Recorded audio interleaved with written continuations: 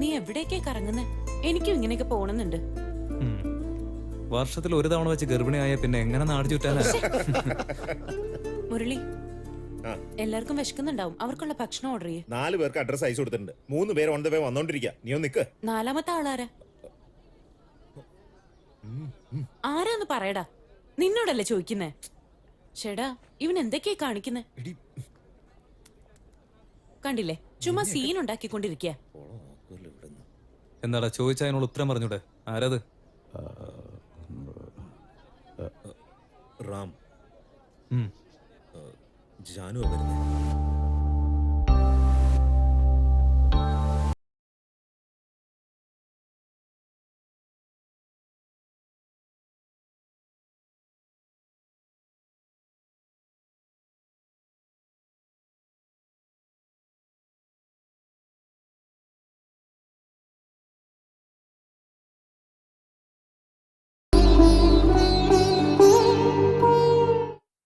മോഹം കൊണ്ടു ഞാൻ ദൂരേതോരീണം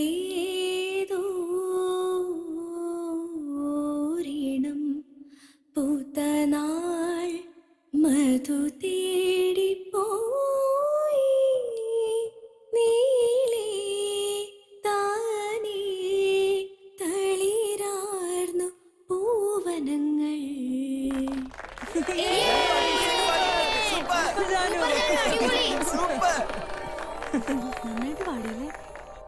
ഇവിടെ എല്ലാവരുടെയും മനസ്സിൽ ജാനു എന്ന് പറഞ്ഞ പാട്ടാ. പക്ഷെ ജാനുവിന് പാട്ടാണ് അവളുടെ ജീവിതം. ഒന്നുകിൽ പാടിക്കൊണ്ടിരിക്കും, അതല്ലെങ്കിൽ പാട്ടിനെ കുറിച്ച് എന്തെങ്കിലുമൊക്കെ ഇങ്ങനെ സംസാരിച്ചുകൊണ്ടേയിരിക്കും. രാഗം, താളം, പല്ലവി, അങ്ങനെ പലതും സംസാരിക്കും. പക്ഷെ ഞങ്ങൾക്കതൊന്നും മനസ്സിലാവാറില്ല. ജാനു ജനിക്കുന്നതിന് മുൻപ് അവളുടെ അച്ഛനും അമ്മയും ആൺകുട്ടിയുണ്ടായ ബാലസുബ്രഹ്മണ്യൊന്നും പെൺകുട്ടിയാണെങ്കിൽ ജാനകി എന്നും പേരിടാൻ തീരുമാനിച്ചിരുന്നു. അവര് മനസ്സിൽ വിചാരിച്ച പോലെ തന്നെ പാട്ടെന്ന് പറഞ്ഞ ജാനകിക്ക് ജീവനായിരുന്നു. എന്നും അങ്ങനെ തന്നെയായിരുന്നു. ജനഗണമന അധിനായക ജയ ഹേ ഭാരത ഭാഗ്യവിധാത.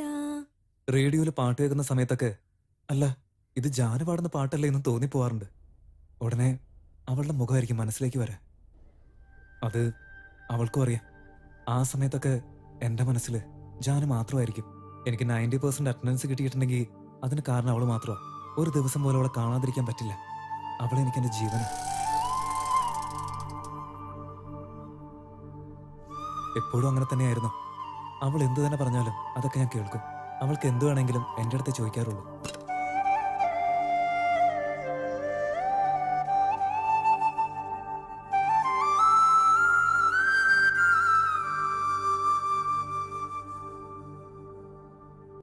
എപ്പോഴെങ്കിലും മാർക്ക് കുറഞ്ഞു കഴിഞ്ഞാൽ വീട്ടിൽ ചീത്ത പറഞ്ഞാൽ എനിക്ക് വിഷമം വരും. ആ സമയത്ത് വേറെ ആര് ചോദിച്ചില്ലെങ്കിലും ജാനു നോക്കി എന്താടാ എന്തു പറ്റിയെന്ന് ചോദിക്കാറുണ്ട്. ആ ചോദ്യത്തിൽ തന്നെ എന്റെ വിഷമങ്ങൾ മാറുകയും ചെയ്യും. എല്ലാവരുടെയും ഇടയിലൂടെ ഒരു ഭ്രാന്തനെ പോലെ ചിരിച്ച് ഞാൻ നടക്കാറുണ്ട്. എനിക്ക് ജാനു എന്ന് വെച്ചാൽ എത്ര ഇഷ്ടമുണ്ടെന്ന് പറഞ്ഞറിയിക്കാൻ പറ്റില്ല. പക്ഷെ ഈശ്വരനോട് ഞാൻ എന്നും ചോദിക്കുന്നത് ഒരേ ഒരു കാര്യം മാത്രമാ. ഈശ്വര, ജാനു എല്ലാ കാലത്തും എന്റെ കൂടെ തന്നെ ഉണ്ടായിരിക്കണേ എന്ന്. Abhishek Nair present sir. Arpita present sir. Amit Prabhu yes sir. S Janaki Janaki absent sir. Lucas yes sir. Ramachandran എടാ സാർ വിളിക്കുന്നു, എനിക്ക് present sir. Sit down. Kavya present sir. Gopal yes sir.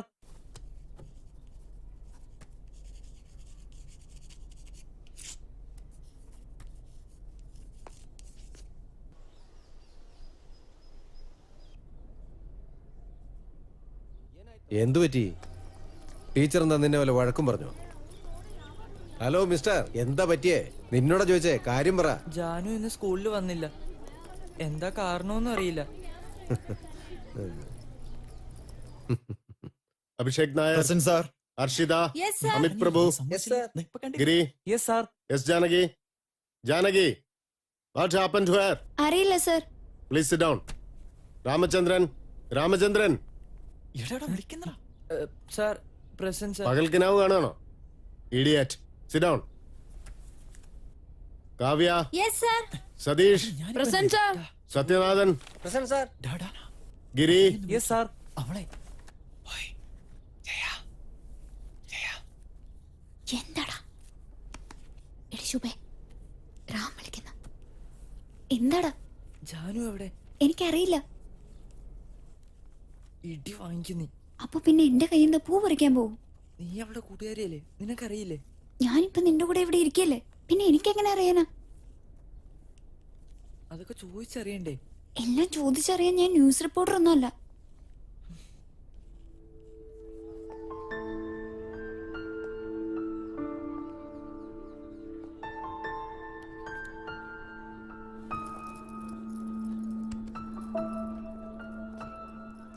ജാനുവിന്റെ വീട് എവിടെയാണെന്ന് ഞാൻ ചോദിച്ചു. ഇവിടെ അടുത്തുള്ള ഒരു അമ്പലം കഴിഞ്ഞു പോയാ അവിടെ അടുത്ത് എവിടെയോ ആണ്. വീട്ടിൽ പോകുമ്പോ നമുക്ക് നോക്കിയിട്ട് പോവാം. ആ ശരി.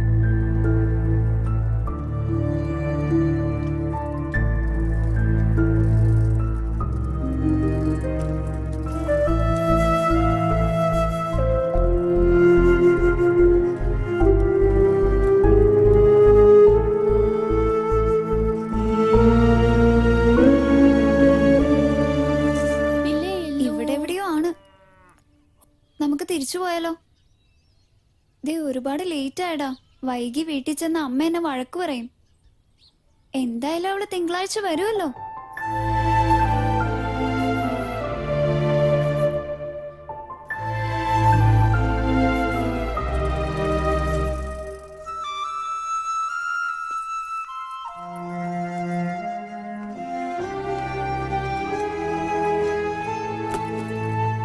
എന്താടാ ഇത്ര ലേറ്റ് ആയ? Special class.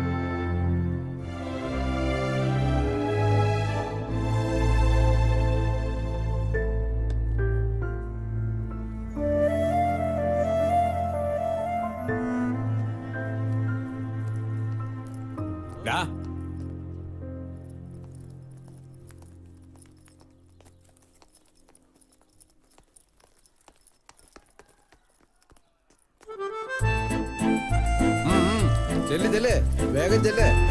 സൂക്ഷിച്ചു പോടാ. എന്താടാ നിനക്കെന്താ മര്യാദക്ക് വരാൻ പാടില്ലേ? കേറി പോ പോ.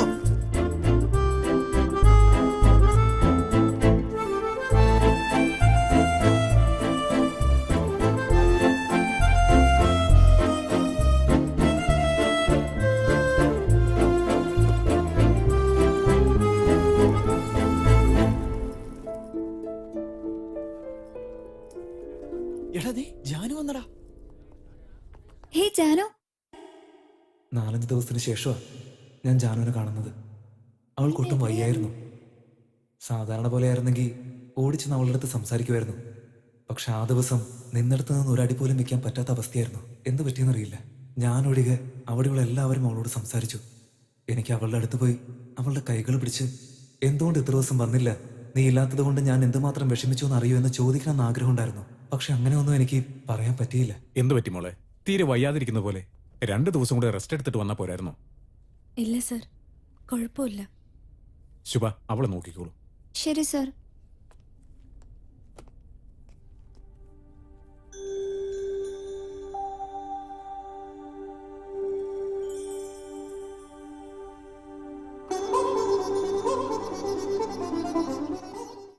അപ്പോൾ അതിന്റെ കാരണം എന്താണെന്ന് എനിക്ക് മനസ്സിലായില്ല. പിന്നെ മനസ്സിലായത് അതാണ് എൻ്റെ ഫസ്റ്റ് ലവ് എന്ന്. എൻ്റെ ഉള്ളിൽ എന്താ സംഭവിക്കുന്നതെന്ന് എനിക്ക് ഒരു പിടിയില്ലായിരുന്നു. പെട്ടെന്നൊരു വലിയ സന്തോഷം എൻ്റെ മനസ്സിനുള്ളിൽ അലയടിക്കുന്ന പോലെ എനിക്ക് ഫീൽ ചെയ്ത്. എൻ്റെ സന്തോഷം എനിക്ക് അടക്കാൻ പറ്റാത്തതായിരുന്നു. അതിനുശേഷം ജാനുവിൻ്റെ അടുത്ത് എനിക്ക് നോർമലായിട്ട് സംസാരിക്കാനേ പറ്റില്ലായിരുന്നു. എന്തോ ഒരു തടസ്സം പോലെ. അവളെന്നെ നോക്കിയാൽ മാത്രം മതി, പിന്നെ ഞാനല്ലാതായി പോകുന്ന അവസ്ഥയാണ്.